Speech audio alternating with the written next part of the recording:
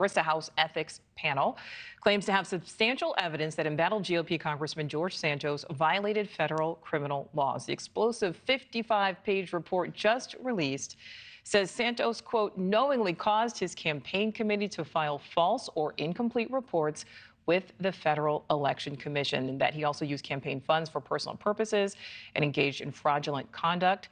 Santos is right now currently facing 23 federal criminal counts and has survived 2 expulsion efforts, with a 3rd likely coming. So joining me now, Mychael Schnell, congressional reporter with our partners at The Hill. Mychael, interesting outcome here potentially, but I want to start with the biggest news, which is Representative Santos now saying he will not run for re-election. Do you think he sticks to that?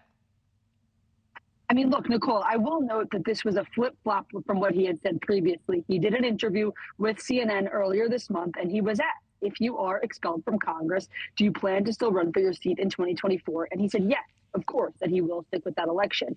I mean, look, of course, his flip-flop came after that really damning and scathing ethics report came out, as you laid out at the top. It laid out evidence saying that he stole money from donors, that he used it for personal uses, that he plussed up how much money he had in his campaign coffers to get more funds from other donors and political committees. I mean, there's a lot of damning evidence in this report, and that's not it. You know, he's also under indictment, 23 criminal counts. He's scheduled to go on trial starting in September. So there's a lot of legal and political pressure surrounding Santos. So he decided that he's not going to run for re-election in 2024. I mean, that's his current stance. I don't see that changing really, because again, as you mentioned, there's likely going to be another effort to expel him that has a really good chance of succeeding this time. So coming back from that and running for re-election would absolutely be tough. All right. So, Mychael, before we talk about what may or may not happen, you say there's a lot of damning evidence in this report, but is there anything that's really new? Because, again, we know he's facing charges. We know that there are a lot of allegations against this congressman.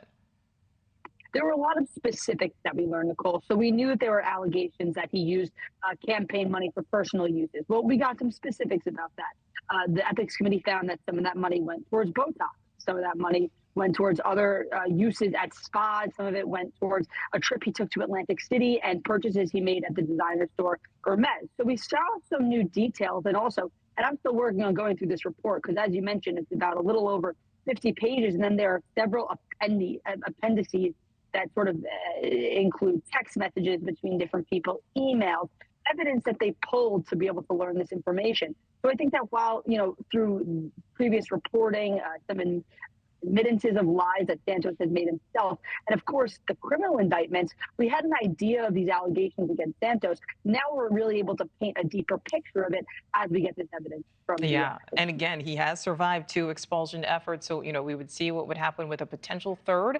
Mychael Schnell reporting for us. Thank you. Thanks, John. Thank you for watching. Go to newsnationnow.com to find News Nation on your television provider. And don't forget to click the red subscribe button below to get more of News Nation's fact-driven, unbiased coverage.